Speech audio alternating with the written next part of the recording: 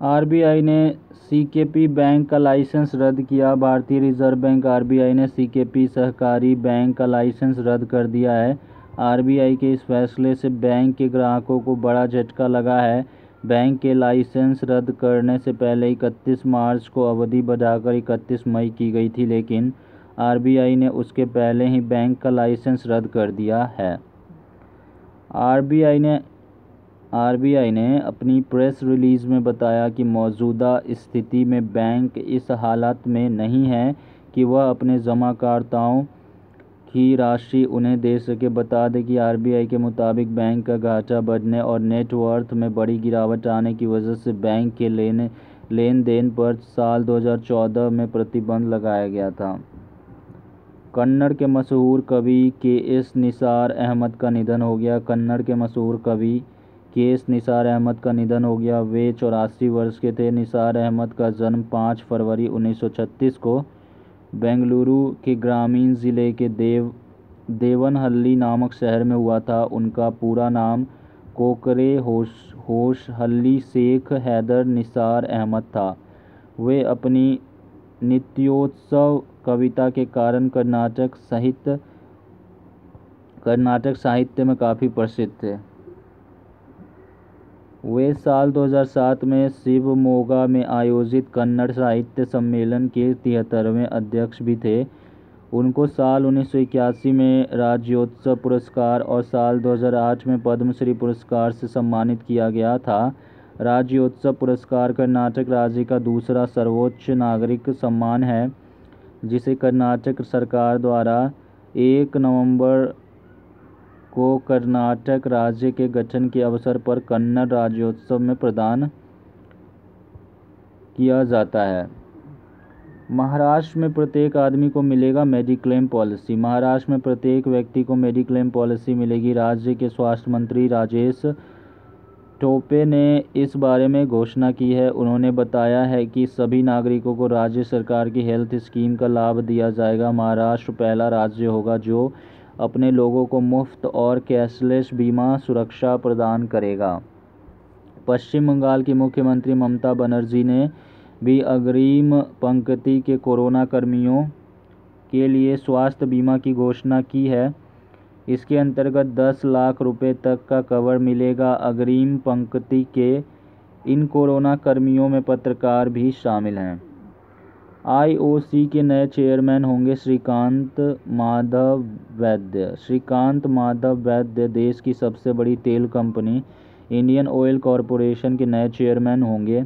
मंत्रिमंडल की नियुक्ति समिति ने श्रीकांत माधव वैद्य की नियुक्ति पर अपनी मुहर लगा दी है।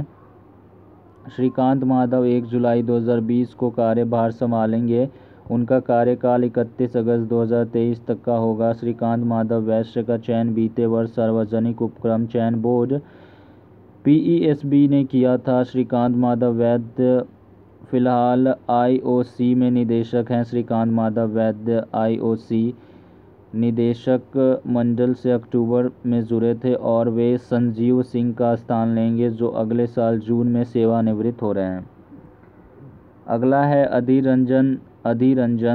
रंजन बने लोकलेखा समिति के अध्यक्ष। अधीर रंजन बने लोकलेखा समिति के अध्यक्ष। कांग्रेस के वरिष्ठ नेता अधीर रंजन चौधरी को लोकसभा में लोकलेखा पर संसदीय समिति का अध्यक्ष नियुक्त किया गया है। इसके साथ ही लोकसभा और राज्यसभा के 19 अन्य सदस्यों को भी समिति के सदस्य के रूप में चुना गया है। संसद की इस समिति के अध्यक्ष का पद विपक्ष के पास रहता है।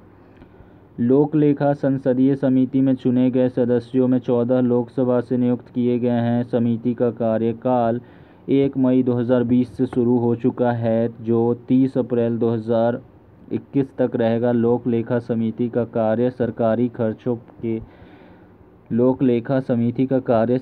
खर्चों के खातों की जांच करना होता है। जांच का आधार नियंत्रक और महालेखा परीक्षक कैग की रिपोर्ट होती है।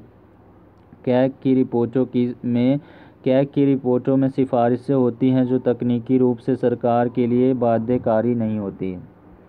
असम में अफ्रीकी स्वाइन फीवर का प्रकोप, तो आइए जानते हैं इसके बारे में। असम में पशुपालन और पशु चिकित्सा मंत्री अतुल बोरा ने हाल ही में यह जानकारी दी। उन्होंने कहा कि राज्य सरकार केंद्र से मंजूरी होने के बाद भी तुरंत सूअरों को मारने के बजाय इस घातक संक्रामक बीमारी को फैलने से रोकने के लिए कोई अन्य रास्ता अपनाएगी। उन्होंने यह भी बताया कि इस बीमारी का कोविड-19 से कोई लेना देना नहीं है।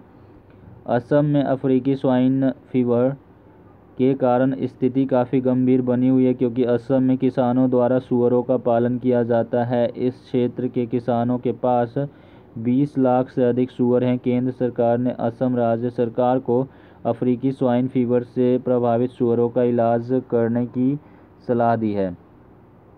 डीआरडीओ ने यूवी कीटाणु शोधन टावर विकसित किया। यूवी ब्लास्टर नाम का यह उपकरण एक यूवी बेस सैनिटाइजर प्रक्षालक है, जिसे डीआरडीओ ने डिज़ाइन और तैयार किया है। यह विभिन्न टेक सतहों जैसे कि कंप्यूटर्स, इलेक्ट्रॉनिक उपकरण और अन्य गैजेट्स का विसंक्रमण करने के लिए बहुत मददगार है। डीआरडीओ कई नई तकनीकों और उत्पादों का विकास कर रहा है ताकि कीटाणु शोधन, नमूना संग्रहण, किफ़ायती व्यक्तिगत सुरक्षात्मक उपकरण तैयार करने में मदद मिल सके। इनमें से कई तकनीकों को निजी क्षेत्र की कंपनियों को सौंप दिया गया है। अगला है, केंद्र सरकार ने government e market place portal पर द सरस कलेक्शन का शुभारंभ किया। तो DAY NRLM का लक्ष्य कुशल मजदूरी रोजगार अवसरों का सृजन करते हुए विविधीकृत और लाभदायक स्वरोजगार के संवर्धन के जरिए गरीबी को कम करना है। यह योजना सामाजिक पूंजी के निर्माण में सहायता करती है और गरीबी में कमी लाने हेतु वित्तीय संपर्क सुनिश्चित करती है। गवर्नमेंट ई मार्केट प्लेस एक 100% सरकारी स्वामित्व वाली सेक्शन 8 कंपनी है। इसकी स्थापना केंद्रीय एवं राज्य सरकार संगठनों के लिए आवश्यक वस्तुओं एवं सेवाओं की खरीद के लिए एक राष्ट्रीय सार्वजनिक खरीद पोर्टल के रूप में की गई है। रूस आर्कटिक जलवायु और पर्यावरण की निगरानी हेतु लॉन्च करेगा अपना पहला सैटेलाइट। रूस का आर्कटिक रिमोट सेंसिंग और आपातकालीन संचार उपग्रह पृथ्वी के ध्रुवीय क्षेत्रों में मौसम संबंधी डेटा एकत्र करेगा। इससे मौसम के पूर्वानुमान में सुधार करने के अनुमति दी जाएगी और वैज्ञानिकों को जलवायु परिवर्तन का बेहतर अध्ययन करने में सक्षम बनाएगा। आर्कटिक वृत्त में आमतौर पर जलवायु ठंडी है, लेकिन नॉर्वे के तटीय क्षेत्रों में गल्फ स्ट्रीम के परिणाम स्वरूप तापमान अपेक्षाकृत अधिक रहता है, जो उत्तरी नॉर्वे और उत्तर पश्चिमी रूस के बंदरगाहों को वर्ष भर बर्फ से मुक्त रखते हैं। अंदरूनी इलाकों में ग्रीष्मकाल काफ़ी गर्म होता है, जबकि सर्दियां बेहद ठंडी होती हैं।